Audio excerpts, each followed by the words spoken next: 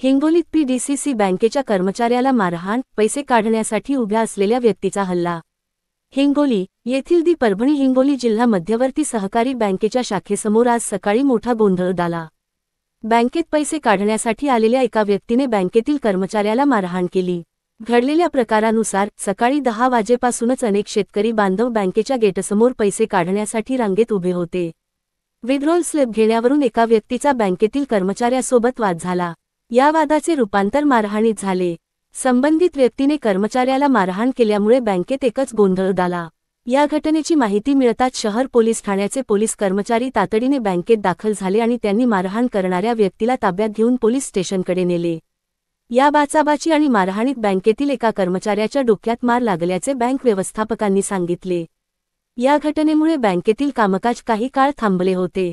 पोलिसांनी तात्काळ हस्तक्षेप केल्यामुळे परिस्थिती नियंत्रणात आली। या प्रकरणी पुढील तपास शहर पोलीस करत आहेत। बँकेतील कर्मचाऱ्यांवर झालेल्या या हल्ल्यामुळे बँकेच्या कर्मचाऱ्यांमध्ये भीतीचे वातावरण निर्माण झाले आहे। काही वेळानंतर बँकेतील कामकाज व व्यवहार सुरळीत करण्यात आले। पीडीसीसी बँकेत काय झालेले? 3 दिवसाच्या सुट्ट्या होत्या आणि शासनाचा पीक विमा पडलेला आहे।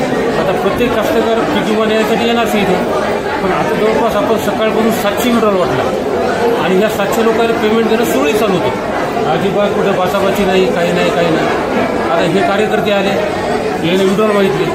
शिपाई म्हणलं असं थांबा थोडंसं आणि इथं आतून करता होऊ द्यायचं मत नाही। शिपायाचं काम आहे बाबा, रिकामी लोक बाहेर काढतो, म्हणजे आतले कामं आपल्याला व्यवस्थित पार पाडता येतात। आता ते घेणार नसेल तर त्याच्याहून त्याची बाचाबाची झाली, त्यामध्ये वाद वाढला। इतकं मारायचं नाही ना, डोकं फुटण्यात पण मारायचं नाही। आपला कर्मचारी घायल झाला, आपला कर्मचारी घायल झाला ते।